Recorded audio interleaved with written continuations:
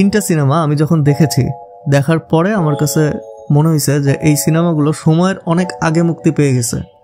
কোনো কোনো ক্ষেত্রে আমার এরকমও মনে হয়েছে আমি বোধহয় টাইম ট্রাভেলিং করে অনেক সামনে চলে গেছি, কেননা সিনেমাগুলোর গল্প এবং ভিএফএক্স এবং অ্যাকশন যা যা ছিল, সিনেমাটোগ্রাফি থেকে শুরু করে সব কিছু অ্যাডভান্স লেভেলের ছিল।